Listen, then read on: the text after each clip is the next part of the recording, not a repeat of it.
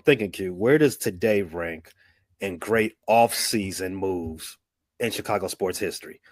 You got Joe Madden, Craig Counsell. yeah, Craig Counsell. Those two great moves. Let's see. When the White Sox did, what have the White Sox ever done? Things. We'll come back to the White Sox. So when Bears getting Julius Peppers, that was a great off season. Yeah, that was a good one. The trade for Jay Cutler. Trade for Jay Cutler. It might not have worked out all the way, but that was an exciting day. We just talked about excitement. That was an exciting day. Landing Caleb Williams, another exciting off-season day. For the Bulls, drafting Derrick Rose, exciting off-season day. Ben Johnson, he ranks somewhere up there because for once, we got the guy that everybody wanted, or lots of people wanted. You know, Ben Johnson was either 1A or 1B in this coaching cycle. So to land the top available talent is refreshing after landing guys like Mark Trestman, Matt Eberflus, even Matt Nagy, guys that nobody knew about. You know what I'm saying? Ben Johnson is the darling of the sports of the NFL world as far as coordinators for what he's done with Jared Goff and the Lions offense. So this is big. This is a reason for Chicago to be excited, though. There should be no negativity about this move. None whatsoever. I mean, when you think about it like this, Ben Johnson, like as you said, he was the number one candidate, not just this offseason, but last offseason too. And he had buzz the offseason before that. Yeah. So, I mean, we've been hearing about him for 2 years. And he's been selective in the coaching job he wanted to. He could have took the commander's job last year, and he didn't. He held out for the job he wanted. He got it. After 19 different candidates being interviewed for the job, last one being Eddie George, the Bears 48 hours later hired their guy. And their guy being Ben Johnson. They didn't give him a second interview. That's how you know this is their guy. They waited for the Lions season to end and then say, hey, look, all right, check it out. Shout out to Jaden Daniels for expediting that process. And sorry, Eddie George, because, yeah, we know what it was. Yeah, Eddie, thanks for participating. Thanks for getting that Rooney out the way. You knew what you were there to do, but it's still a good look for you, Eddie. It's still a good look for you. They couldn't offer Ben until they got somebody else in there to talk to. Now with the Rooney Rule, how many minority candidates you got to interview? Because didn't they interview Flores and Aaron Glenn? So I don't think they. So Aaron Glenn, they could not interview in person. You got to interview two minorities in person. In person, gotcha. So Flores, because his season ended early, they was able to get him in person. We was looking for the next guy. That's why we spent 10 more candidates trying to find the next guy to interview in person. Everyone that told me that the Bears don't have the most desirable situation for an incoming head coach, they lied to you. They lied. They can SMD. They can definitely SMD because Ben Johnson, not only did he say, you know what, they gonna keep Eberflus, so I'm a hold back. I'm gonna stay right here and I'm gonna cook Eberflus every time I see him and get him fired. And then I'm going right to Chicago because I want to coach Caleb Williams. He was smart enough to know, like we said last year, that there was no reason to bring back. We said last year after week 5, there was no reason to bring back Eberflus. Unfortunately, the Bears brass did not have the same insight we had. Ben Johnson knew all he had to do was wait out Eberflus. He knew Eberflus didn't know what he was doing. And it makes perfect sense now. It makes all perfect sense. So, bro, remember what we did? We were doing a review of one of them games. I think it was a Thanksgiving game, and he had Penei Sewell out there trying to throw passes and shit. I'm like, what's up with bro? Why you trying to? What he on with us? Why he on dirt with us? Because he was like, you know what? I don't respect that defense, Eberflus. I don't respect you. I'm coming for your head. I'm coming for your job too. As he should have. I'm glad he did. Beat him and took his job. Embarrassed him on national TV, and then now he got his job. I like that about him. So while we on the subject, before we go too far, I do want to rate the excitement level. So you did bring up Cutler.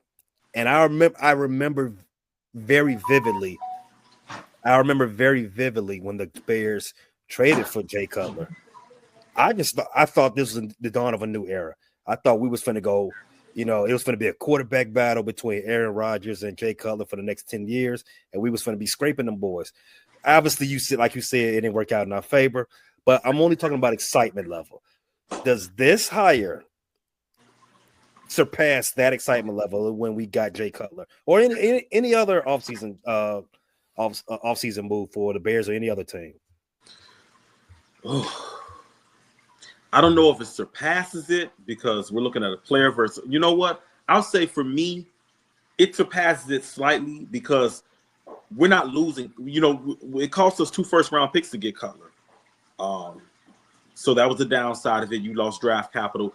This one, you've already got the quarterback, and now you're finally pairing the coach with the quarterback. So, yes, I'm more excited because I think this is more of a sure thing than Cutler was, in terms of, we've already got the quarterback. Now we got the coach, and we're keeping our draft picks. We still got number 10. We got the 2 picks in the second round. So, yeah, I think this, as long-term standpoint, I like this even more than the Cutler move. Yeah. Right. 3 picks in the first 41. 5th most cap room going into this offseason. And we should have more because there's about 15 guys we need to cut. Whatever. I'm not so sure if Tremaine Edmonds or DeAndre. I think the roster is going to be reshaped. I know you're not going to want to hear this, but I think Ben Johnson, I think he's on a vertical threat. Keenan Allen, he came on late in the season, but I think to operate Ben's offense, you need a true vertical threat. I like Isaiah Bond and Luther Burden in the draft. They're not going at number 10 before you panic. They're not going at 10. But they're guys that one of those second-round picks can be used for. And I think they fit perfect into what Ben Johnson wants. I'm just predicting what he would do with reshaping the roster. I think DeAndre Swift is in a little bit of trouble because Ben Johnson had DeAndre Swift before and reduced his snaps. Mm-hmm. So I think everybody was excited about the move, but DeAndre Swift. That's you saw Caleb when the news came down. Caleb was liking stuff on Instagram, liking stuff on Twitter. Like, yeah, I'm rocking with this. And if you heard what he said on the St. Brown podcast, he wanted this move. He wanted Ben Johnson. Yeah, he wanted someone to challenge him. He wanted an offensive guy. I mean, why wouldn't he? Because he's quarterback. Quarterbacks like offense. Yep. And that's the word on Ben Johnson. He will definitely challenge you. Not like Shane Waldron. Shane Waldron is more of a he's more of a passive guy. He's more quiet. Not to say that Shane Waldron's a bum. I think he's a bum. Well, let me take that back. I think what he did with the Bears offense was bummy. How about that? Is that fair? That's more fair, right? I agree.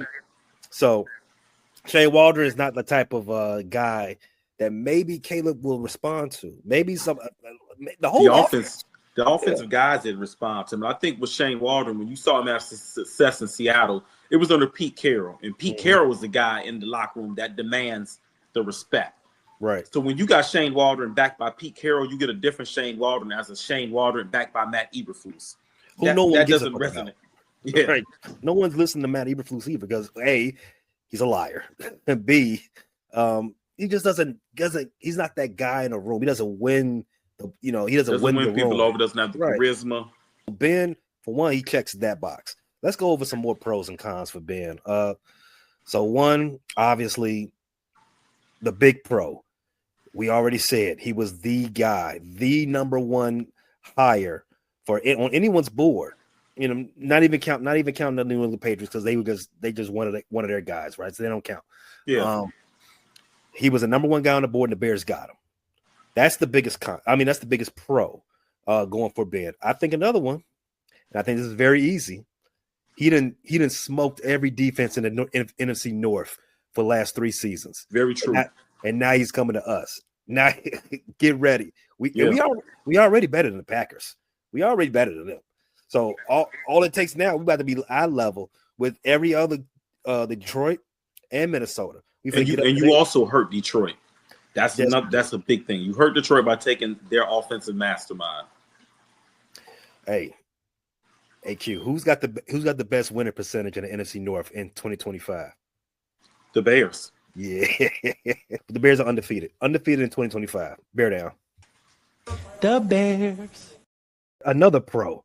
Um, I think for Ben Johnson, him not having any head coaching experience, you could say that's a con. And I know Tiffany would say that's a con as well. Even though in the last episode she said he was her number one guy on her board. But I think it might work to his favor because he's not a head coach. And because most people had saw him as the next wonder kid, the next hot thing smoking. You don't know which way he's going. Everybody's trying to get onto his staff already, and we'll talk about more about that later. That reports out there that he's already put together, as Adam Schefter said, star-studded coaching staff. Yeah, I don't think you get that with an established head coach. I don't think you get that with a Mike McCarthy. I think he's got his, his certain type of guys. Probably wouldn't have ex-head coaches on his staff, right? Same thing with maybe Vrabel and some other guys. So, do you care about that? About him not having any head coaching experience? I mean, yeah, but it's not a breaking point. It didn't deter me from making him the number one guy on my board with this Bears team. I think this Bears team is still growing, and Ben can grow with this team. And I think like the pro of Ben Johnson is that he's already respected in NFL circles, and they expect him to be long and tenured. So guys like Dennis Allen, top assistants, they'll come here. That's something we didn't see in the Eberflus era. Eberflus was not able to attract top coordinators and top assistants because he was kind of a no-name. He wasn't a hot coaching prospect. So Ben Johnson not having any prior head coach experience, you could chop it up as a con, but I think that's not anything to worry about. Everybody has to start somewhere. Every coach has to start somewhere. So I think he'll grow into the position. And I think he's a guy that may not have head coaching experience, but he's been operating that offensive side of the ball for the Lions as their coach. You know what I'm saying? So he's been running that side. It's not like he's a Nagy coming from under Andy Reid, where Andy Reid is over the offensive side of the football and Nagy is a disciple. No, Ben Johnson was the offensive mind behind and the offensive philosophy in Detroit. That was his philosophy. So I'm not too worried about that because Ben Johnson has already led a unit. So, and he's coming in here to do what he did in Detroit, be a play caller. He will have one of the best defensive minds on that side of the ball, running the defense, and a guy with head coach experience too. He's going to have a very good staff full of experience. So I'm not too worried about him not having head coaching experience because he's going to have a great support staff. And that's something that Eberflus did not have. Another thing about that, I want to push back a little bit about Eberflus being able to attract good coordinators or good assistants. Cliff Kingsbury. He had the opportunity to get Cliff Kingsbury as an opportunity. And he was a little what's the word?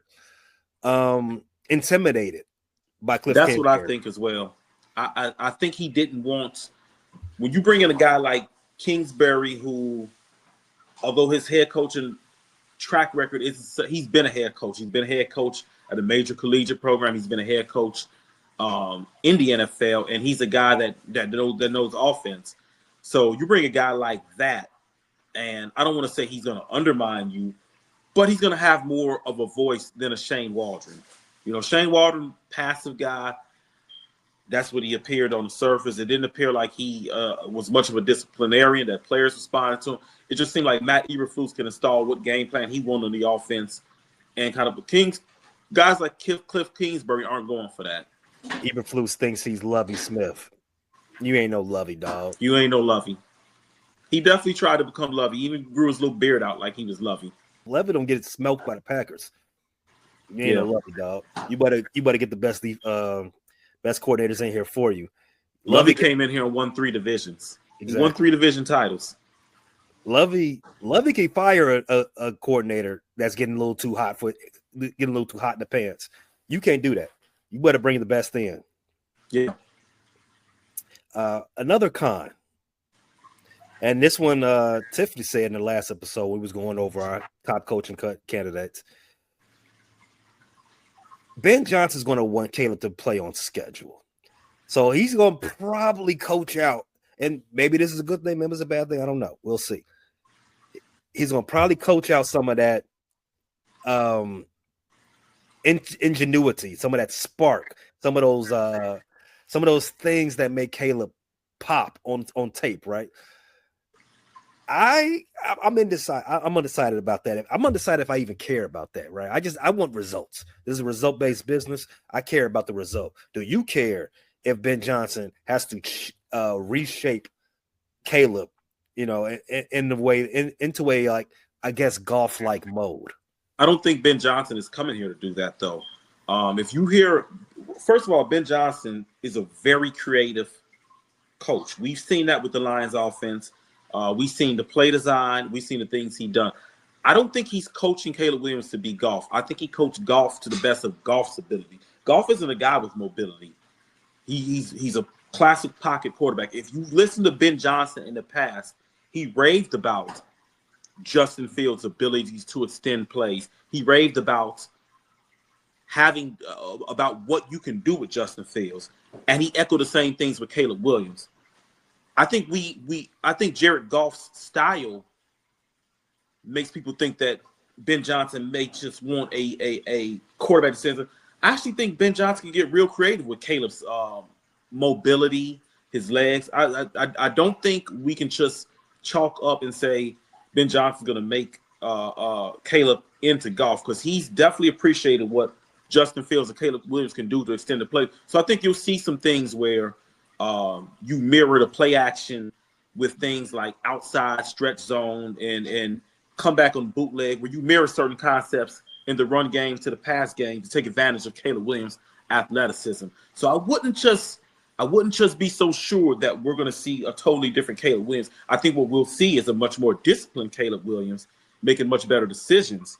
I think Ben will coach that up out of him. We're not going to see him going back 20 yards to taking sacks. One, I think Caleb will mature as a player and understanding what he can get away with in the NFL. And I think Ben Johnson will go through the tape and look at the negative plays that Caleb had, and they'll figure out the whys or why that happened, and they'll eliminate those going forward. So I wouldn't get too fixated on the idea that you'll see a Caleb Williams that is just a pocket guy that doesn't extend plays still or use his legs. I think you'll see some design quarterback runs and some design plays to take advantage of his mobility.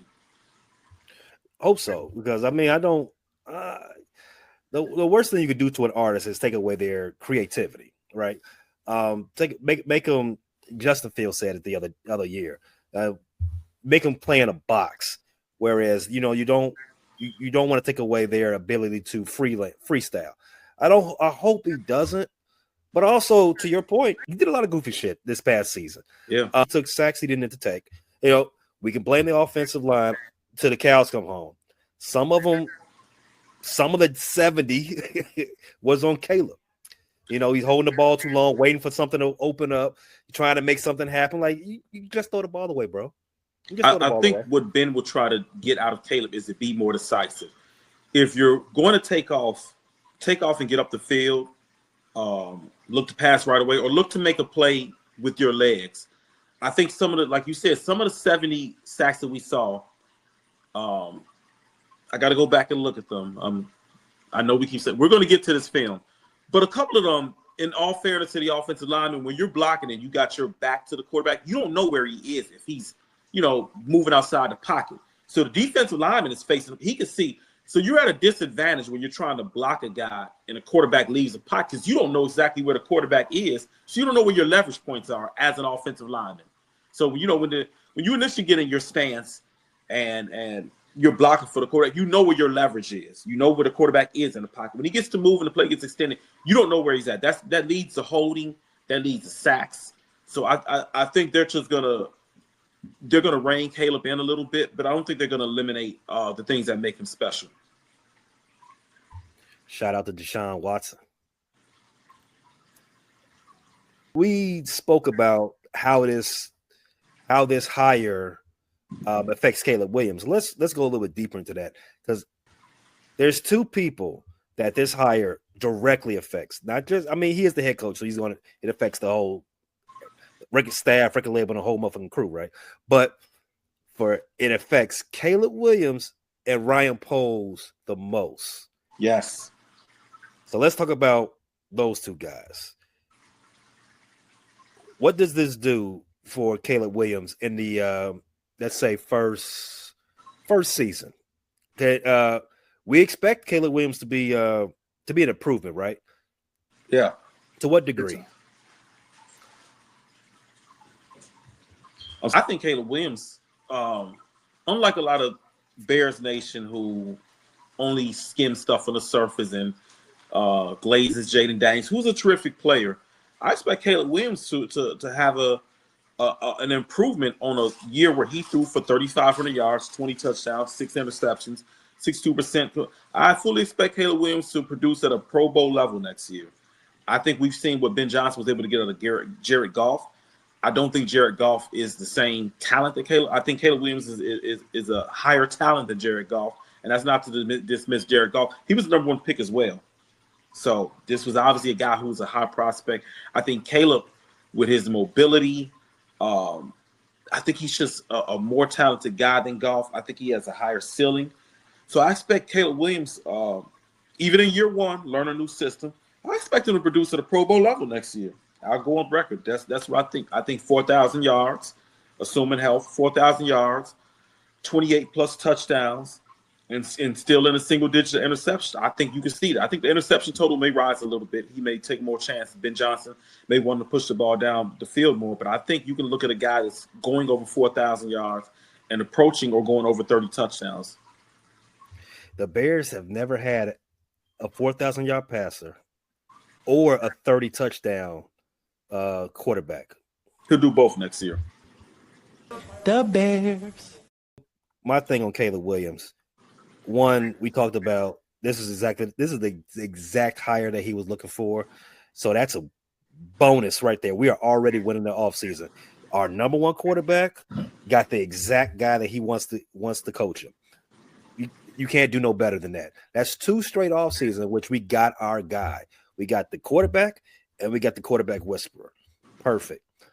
I'm with you. I expect Caleb to have a dramatic improvement in year 2. One because I expect the whole offense to have a little bit more fluidity, just to be better coached in that sense. And for Caleb himself, I like the fact that he doesn't turn the ball over. I like the fact that he, isn't reckless. He isn't a Jordan Love. He isn't a Brett Favre. Can he throw the ball into more tight windows? Can he take more chances? Sure. I don't think that he didn't to the most part, but can he be more productive with his aggressive? Throws? Yes. Can he be more aggressive? I mean, why not? And I think that goes to the play call. I don't think that has to do with him. I think that's the play caller. Can we cut out the 12 to 15 quick screens because they don't go nowhere? One thing I saw in the divisional round, in that game between the Lions and the Commanders. Shout out to the Lions. I mean, the Commanders killed our season too, so we know how it feels. The one thing I did see, both of them teams were throwing quick screens that were getting results. I don't know why we do it and we go nowhere. We get 1 yard or maybe lose 3, one or the other, right? So if we can either cut that out of the offense altogether or start getting some better perimeter blocking, Caleb, that's already a boon. That's an added 300 yards to Caleb right there. So you're already on the doorstep of 4,000. Well, I think with why their quick screen is more effective than ours. When you look at the Lions and Redskins, Commanders, sorry, the Lions and Reds, I did it again. Lions and Commanders offense, the spacing and the levels concepts, where they attack and how they attack, keeps defenses guessing. The Bears go in trips concepts, and a lot of times it's going to be a screen, or the Lions and Commanders will operate out of that trips and will attack all levels of the field.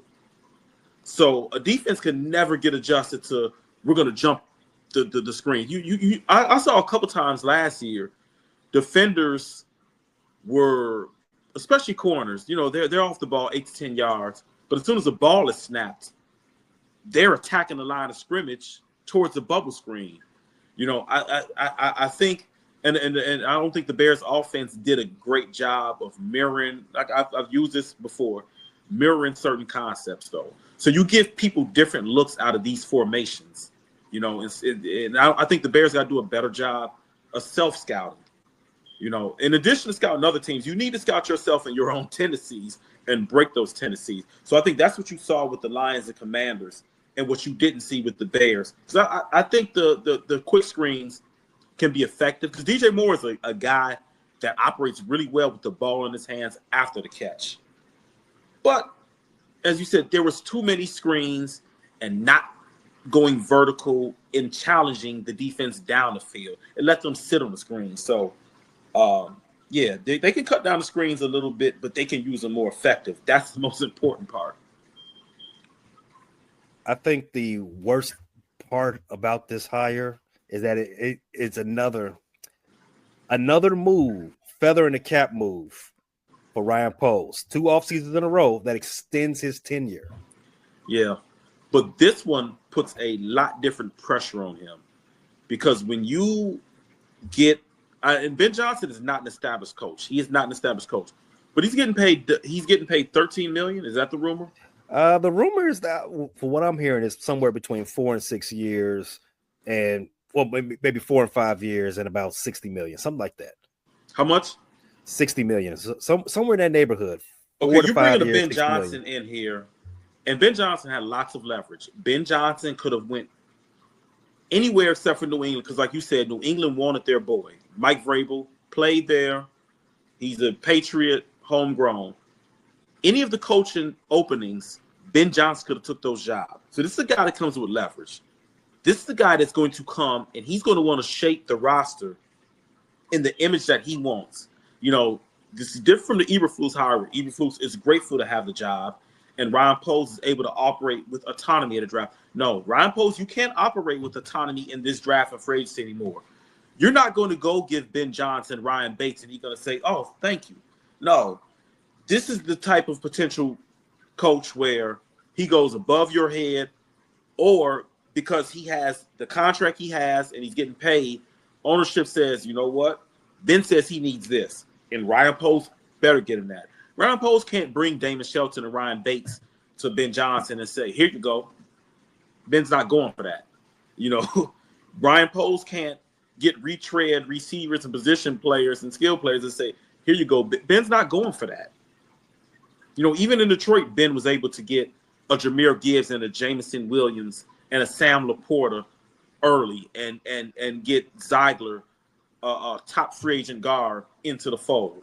So I think this puts more pressure on Poles because I think Ben Johnson now has more leverage in the organization. He's a fresher face and has the longer contract. And this is Poles' second coach. So, and you don't have a winning record yet. So I think the leverage is with Ben Johnson. I think this changed the Poles timeline. Poles got to produce a winner now. And he's got to stop playing with the cap space. You're going to go out there and you're going to get players this year. Okay, we're not going to keep running around with all this cap space and playing around with the draft capital and drafting punters in the 4th round.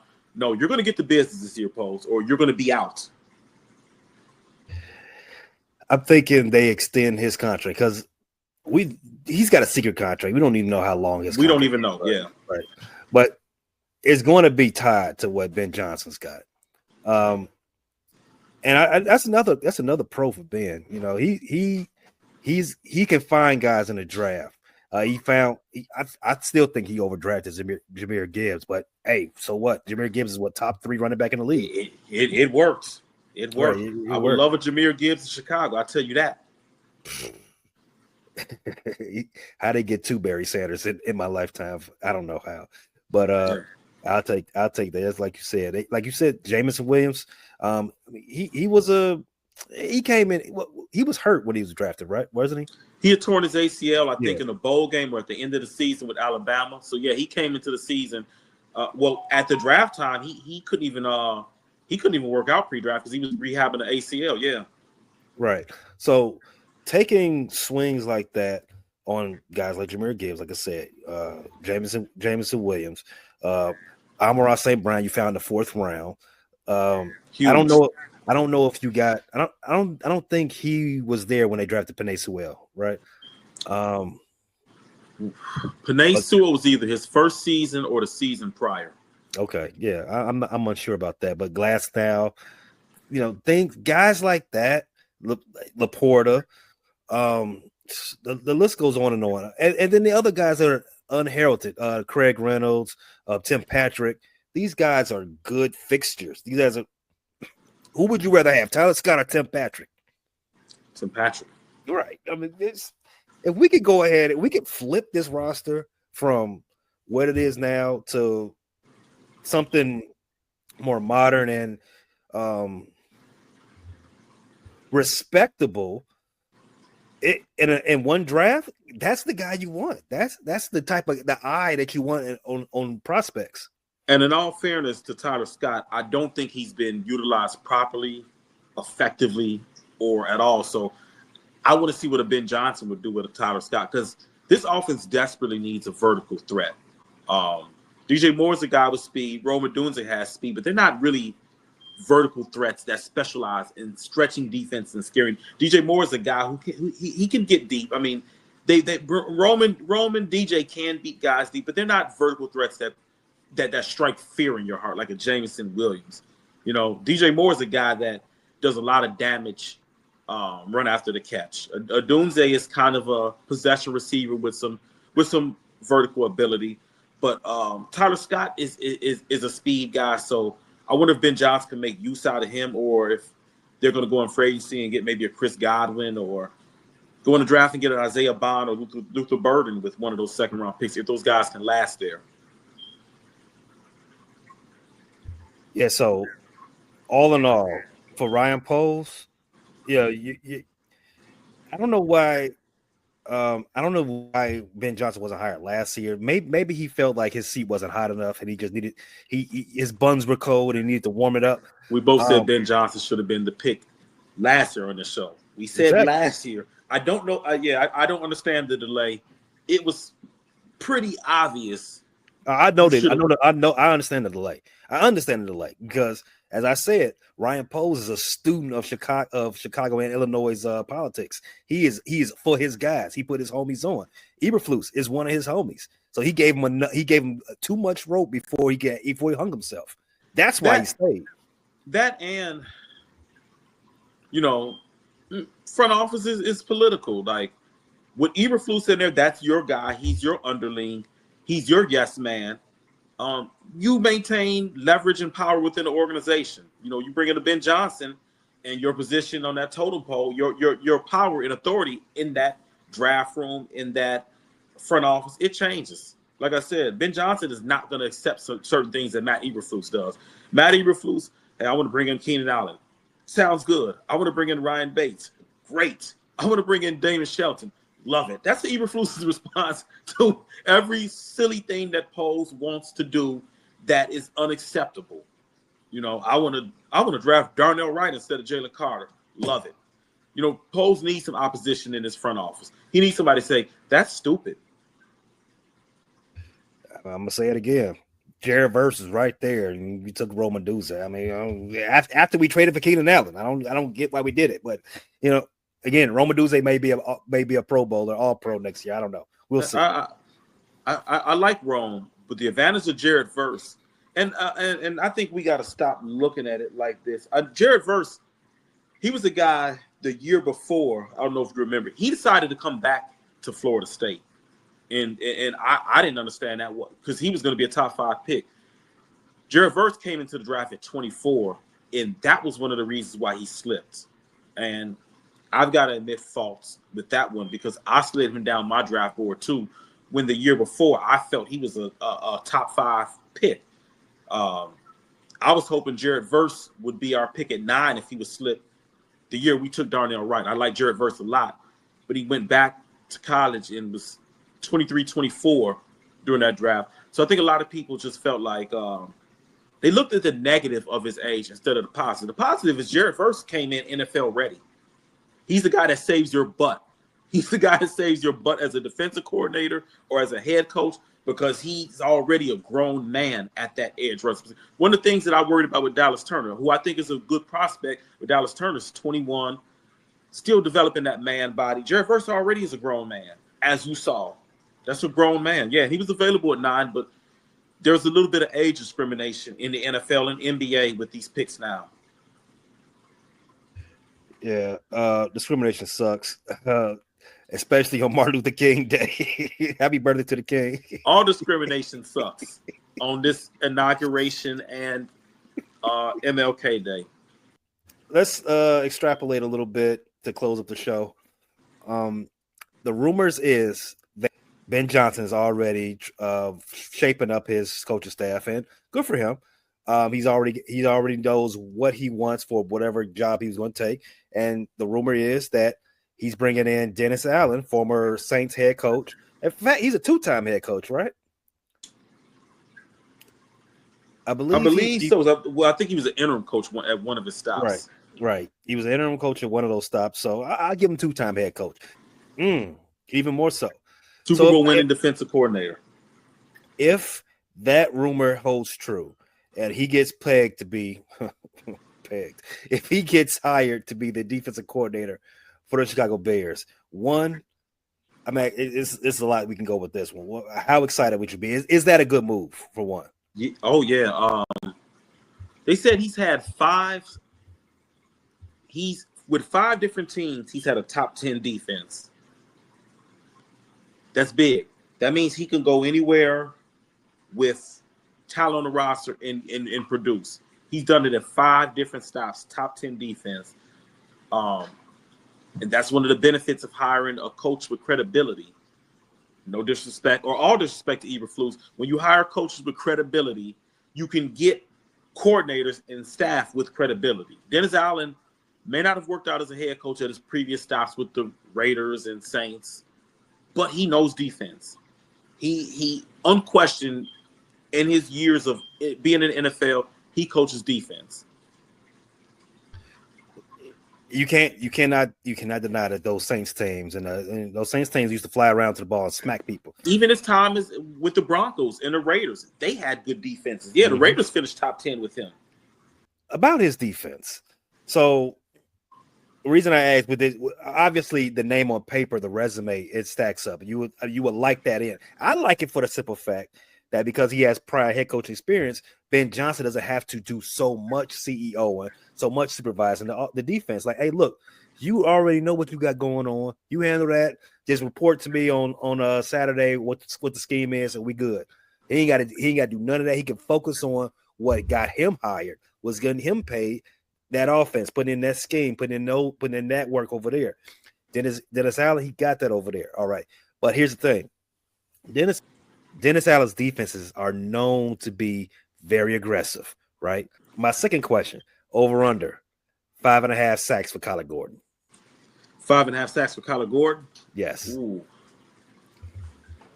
How many? If this is true, if he gets hired, if this is true. Kyler missed how many? What is Kyler's career high in sacks? I would probably guess 3. Nothing too crazy. I'm gonna go slight down. I'm gonna go 5 because I think Kwani B, as long as he comes in healthy, I think he's gonna get him some. Okay. I think Kwani B gets him some too. Another thing about Dennis Allen's defenses, they play a lot of man because they're so aggressive, right? Yeah. So if you, me, and anybody else was ever worried, not worried, but ever wondered why Jalen Johnson didn't travel, or if he was actually that guy, actually a top 5 corner. Want to see it? Yes, we are going to find out if Dennis Allen does get hired.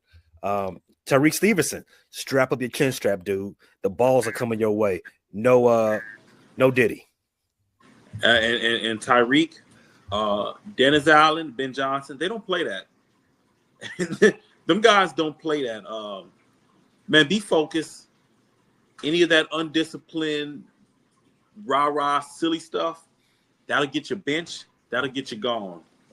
I'm very interested to see how the Bears reshape this roster, because Dennis Allen and Ben Johnson, as you said with Dennis Allen, he's aggressive, definitely has defensive players. He definitely has a certain type of defensive player that makes his system go. You're gonna have a lot of pressure on corners. So I'm interested to see what the Bears do in the draft at corner, if free agency at corner, because there's going to be changes. There's going to be changes. If not changes, there's going to be competition. Very interested to see how Ben Johnson and Dennis Allen impact this roster, and what guys are safe, what guys are not safe. Man, I just really can't wait to see what they do with what kind of changes they do in the trenches, because the Fat Boys. See, you said earlier that you would like this wide receiver, that wide receiver, and one of them second round picks. Q, you already know how I'm going with this. If you weigh less than 290, I don't want you in the first 2 days. I want somebody that's gonna move somebody. That's all I want. Yeah, I'm interested to see what we do in the offensive line. I would love us to get a substantial veteran on the offensive line. Go out and get the best offensive lineman in the free agent pool. I don't care what position he plays. I don't care if he's tackle, guard, center. Go out and get the best guy. Go get some dogs, please. Go get a dog on the defensive line. We've been way too passive addressing the trenches. Poles, like you let Greener, you let Danielle Hunter. I'm looking at the playoffs, and I'm seeing a bunch of guys who were Dante Fowler for the Commanders. I'm seeing a bunch of guys on both sides of the line of scrimmage that were free agents that came in and contributed to the teams that are remaining. That's got to change, Poles. That's got to change. You saw that the right guard for the Philadelphia Eagles, he's as big as a tackle. That you can't let stuff. Gotta stop letting players like this just go right past you, bro. We talked about even in the division, we let a lot of guys. We let the Lions and Vikings get a lot of guys in the trenches that we could have used. Mm-hmm. Zeitler for the Lions, Greener from the Vikings. Who's the other guy the Vikings went to the Pro Bowl? I think the Vikings are running like a 3-4. Van Ginkel. Van Ginkel was available. Just constant. Yeah, we can't do this. No. We can't let them sign these guys, and we're trading for Ryan Bates and Damon Shelton, and signing DeMarcus Walker, and signing retreads from the Colts. Exactly. Speaking of that, retreads, the Baltimore Ravens, 2 straight summers, they go into training camp and sign a veteran edge rusher. While we're looking for edge rushers, they signed two straight summers. They get Jadeveon Clowney, 10 sacks. Cut him. Cal Van Noy, 10 plus sacks. They probably gonna cut him too. And while we're still trying to figure out what we're doing. Yeah, it's getting ridiculous. It's getting ridiculous. I'm tired of Poles settling for and I don't understand why he's doing this bargain shopping in free agency. I think we both agree that you don't need to prioritize running back. But on the first day of free agency, we signed DeAndre Swift, and the Eagles are getting Saquon Barkley, the Packers are getting Josh Jacobs, and the Ravens are getting Derrick Henry, and getting a lot more bang for their buck than we did. Swift wasn't a necessity. I mean, he wasn't a guy. I told you I like Swift, but if you're going to go spend free agent money on a running back, those were the guys to spend the money on, especially when you had a cap space. Other than that, you should have just stayed in the draft and got a guy like Bucky Irvin. I will take this with it, right? I am so happy that the Bears actually spent the money.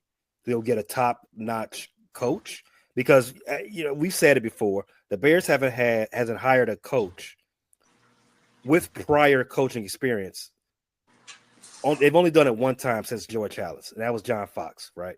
So I'm happy that they, even though they didn't go that route with prior coaching experience, they spent the money to get the guy that they need. And I'm using that word need, not want. This is a need, right? It's a need.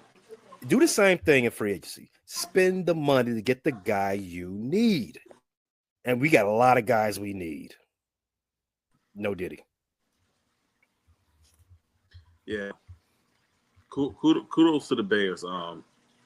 For a second, I've been saying Ben Johnson was using the Raiders and Jaguars as leverage. But for a second, I thought we were going to walk away from this coaching cycle with somebody like Mike Kafka, who may one day be a good head coach.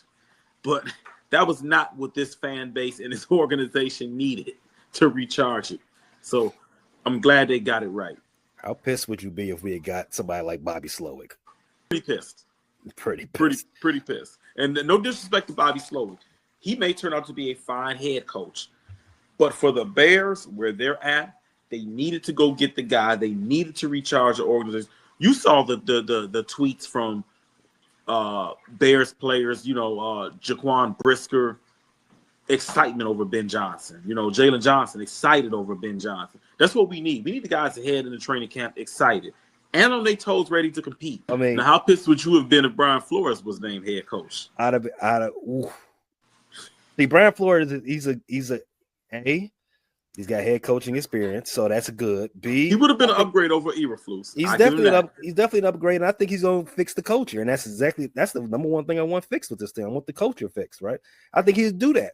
The one thing is, I don't want Poles hiring his boys anymore. I want Poles to do the work. I want Poles hiring people on merit. And Brian Flores being a friend of Ryan Poles, that was an instant no-go for me. And I said on the show that the second Ryan Poles walks into your office, Kevin Warren, and says Brian Flores is my guy, is the second you fire him. I agree with that. And I agree with no more friends from the standpoint of somebody needs to oppose Poles when he comes up with these concepts of trading second-round picks for Chase Claypool. Or I know Ben Johnson will say, no, the hell we not. no, the hell we not. Or when he decides that instead of rewarding Roquan Smith with a contract, you're going to trade him for a second-round pick. No, the hell we not. Or when we decide to draft 2 defensive tackles. Now, shout out Javon Dexter. I think he's a good player. But Javon Dexter and Zach Pickens, instead of just taking one really good one in Jalen Carter, man, no, the hell we not. We need somebody who's not Poe's friend to say, absolutely not, bro. Right. You're not doing that. Season prediction. I don't even want to go down that path right now because the last time we did it was terrible. Even though we know who's on the schedule, we just don't know when the games are. Hey, listen.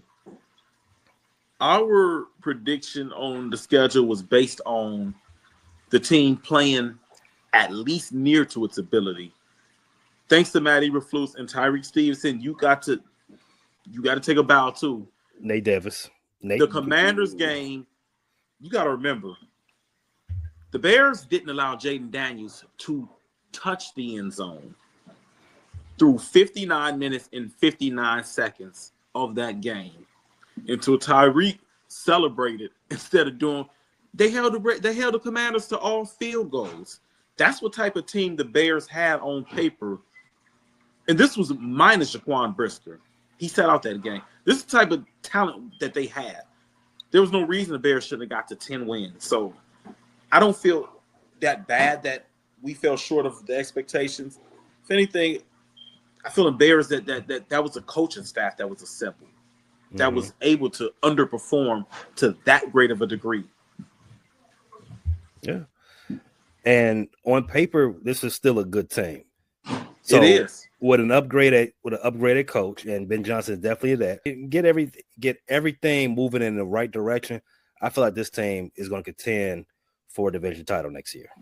I can't wait to run that game back with the Commanders. I'm saying it now. I can't wait to run that game back with the Commanders. Yeah, they owe us a fade. They owe us. They owe us that fade. I feel like they did us like Craig when he beat Debo. Yeah, you beat me, but you picked up a brick to do it. You ain't do it with these, you know. That's why Debo was chasing him all the next two movies. Like, nah, you got to run that back, folks. The Bears. And that's exactly what we're gonna do. We're gonna get that back. We're getting it back in blood all 2025. All 2025. Bear down. Bear down.